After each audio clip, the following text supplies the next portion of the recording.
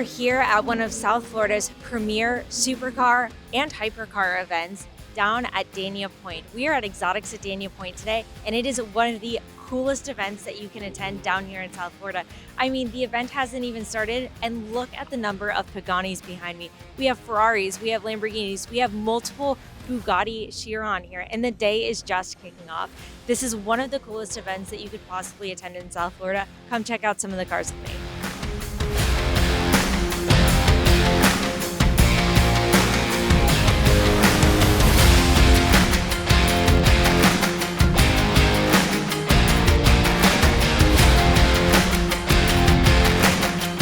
This isn't your average kit car. This is a Grion GT8, and it might be one of the more rare kit cars that we have here today. This GT8 may look like a supercar in every sense of the world, and this specific one looks like a Le Mans car, but it's actually based off of a C5 Corvette from the 1970s. Come check out some of the details on it. It's built here in Miami, Florida. I'm the founder and president of the company. That explains why it's such a good example. Like the paint's immaculate, the fiberglass work on it is beautiful. Exactly. This is actually from a customer from Atlanta. I bring it to the show before ship to Atlanta. What is it like to drive? Obviously, this isn't just like any C5 that you would drive. It's a completely different car at that point. So what is the driving experience like? It's very interesting, very fun, because it's a tubular frame like NASCARs, you know, the race cars. The engine is in the back, so it's very fun to drive, I think. How much power does it make? We have a different version from 350 to 800 horsepower. Wow. Yeah, depending on what the customer wants. What is your preference? Like, what do you think is the sweet spot for driving and handling this car?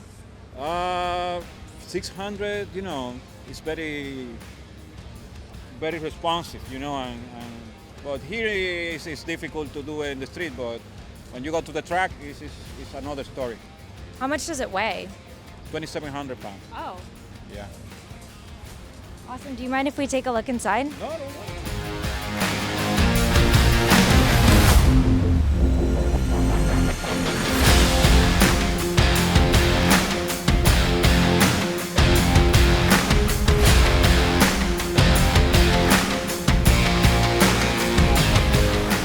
My favorite car. This is a custom wide body. It is a Rocket Bunny kit with a custom paint job.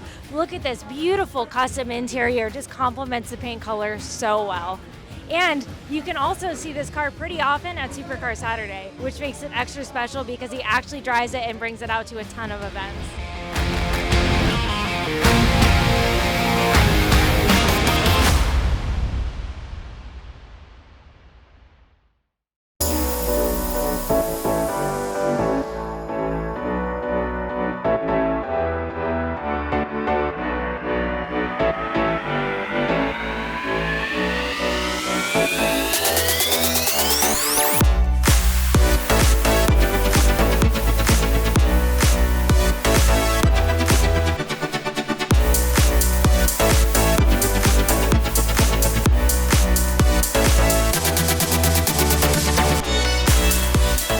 Behind me is an Alfa Romeo 4C.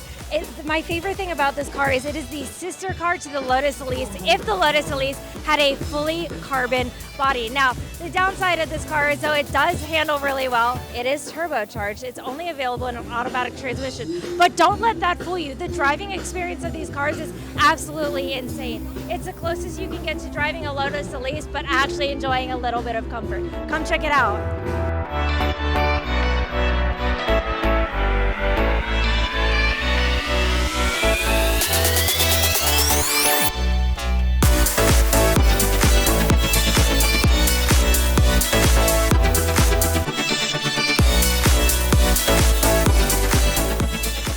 So, I'm sure you know this isn't a super common car. What is it? It's an Alfa Romeo, and its name is Angela. It was made in 1959. My grandpa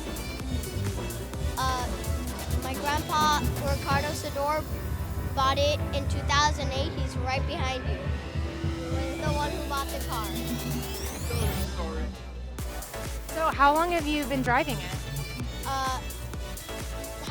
How long have We had it probably, according to my math, it's 14 or 15. 14, 15, or 13 years we had it. And it was restored with all original parts after Ricardo Sador bought it. And there's a little secret in the back.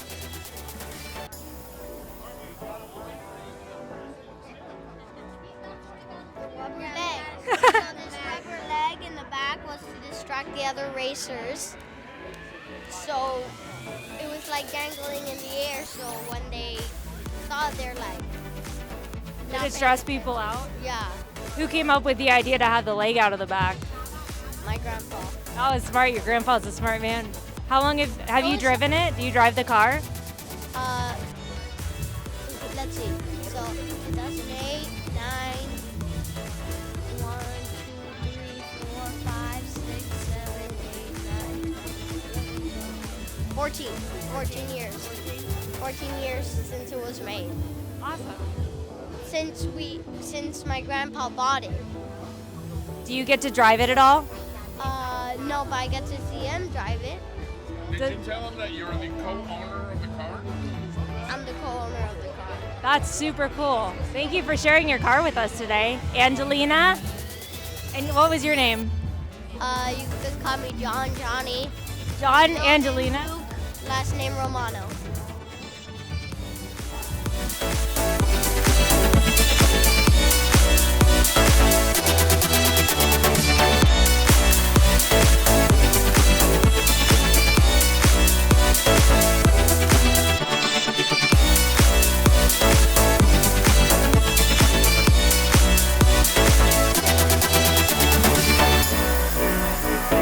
I am here with the one and only Elo, sitting in what might be the coolest car I've ever sat in. Elo, what is this?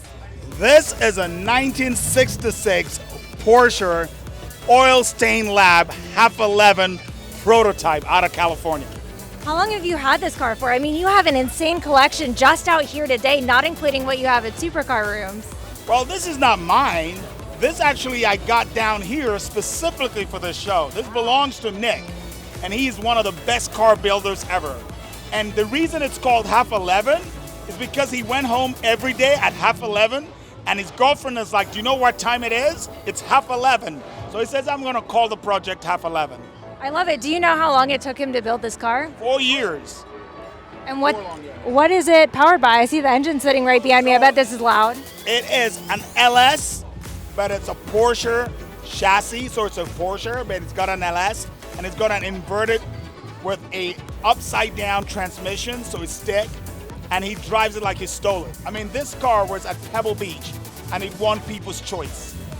Have you gotten a chance to drive it or ride in it yet? Look at my hair. That's a proof. When you drive a car like this, you get electrocuted straight away. Awesome. Thank you for letting me sit in it and sharing it with us. No worries. Maybe we'll give you the keys. Get to drive it later. We're headed to the track next. Take it on the track. Why not?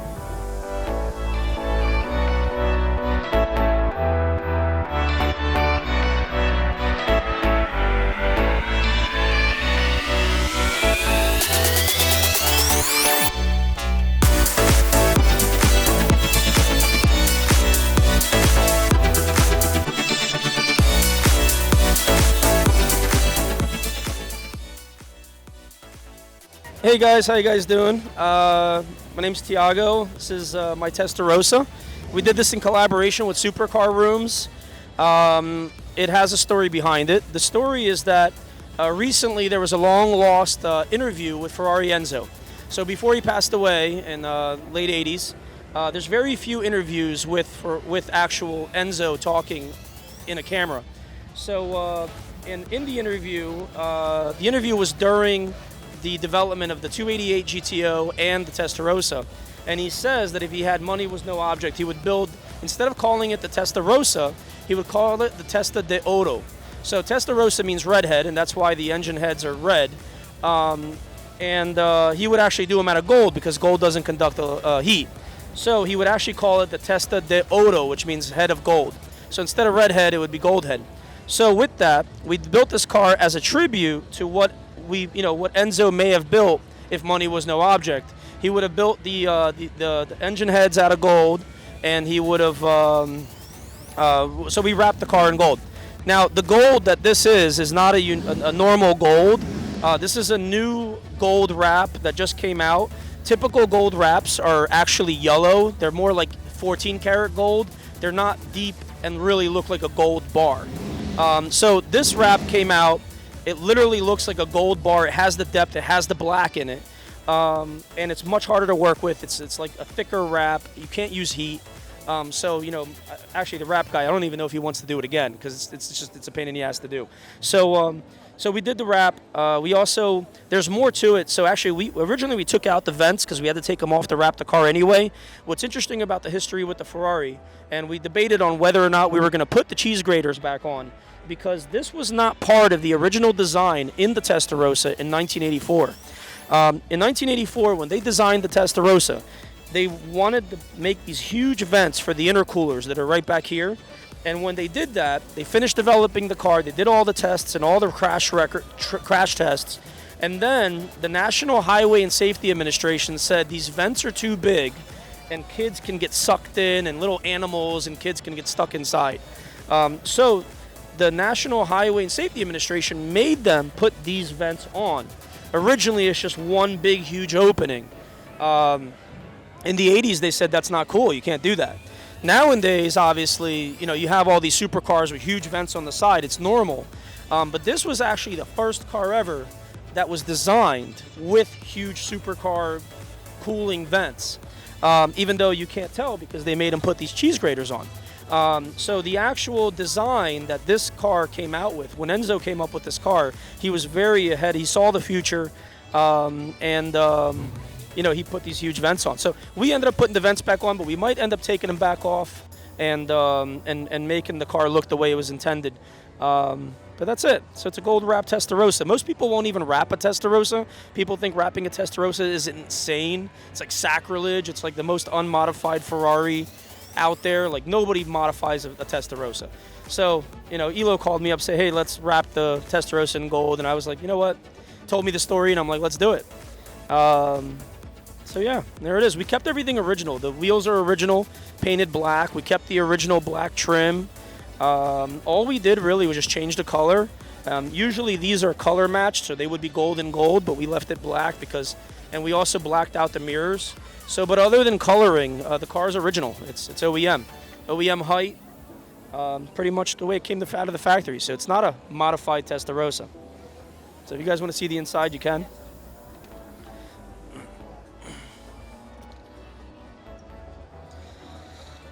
So the Testarossa, a lot of people don't know, but this was the most expensive car when it was made in 1985. It was also the fastest car when it was made in 1984. So the Testarossa was the Bugatti Veyron of today. In 1984, this was the fastest and most expensive car in the world. And on top of that, they sold for 50% over MSRP, and there was a waiting list to get them. And that's why they ended up producing so many, because they just kicked the Countach's ass.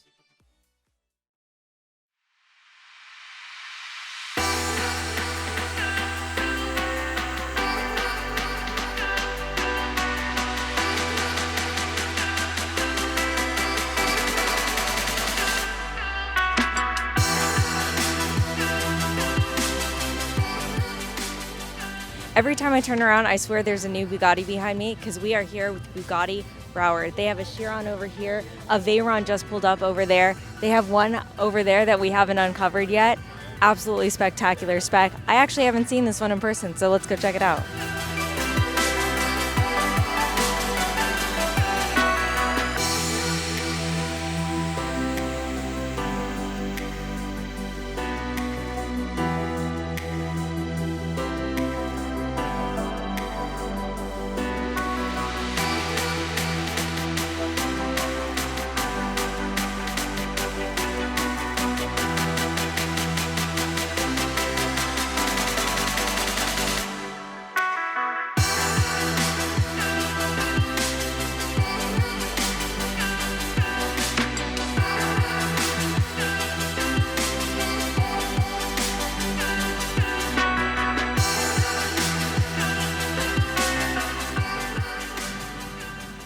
This is the McLaren Senna, named after the iconic, one of the best Formula One drivers McLaren ever had, and potentially in the sport, Ayrton Senna.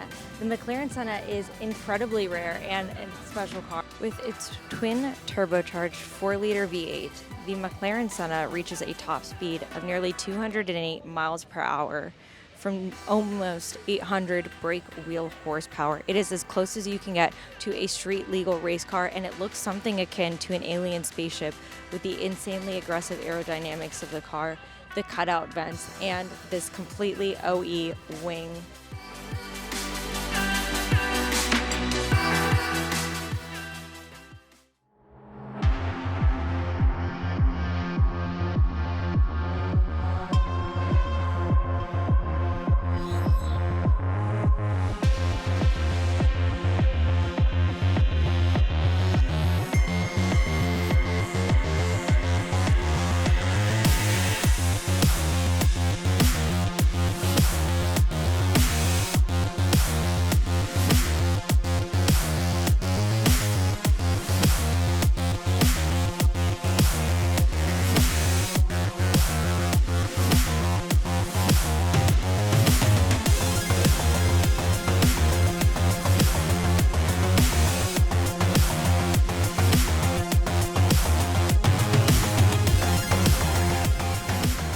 Artistically crafted, and everything about these vehicles is detail oriented. You'll notice that almost no two Paganinis look the same because they are spec'd out by each buyer.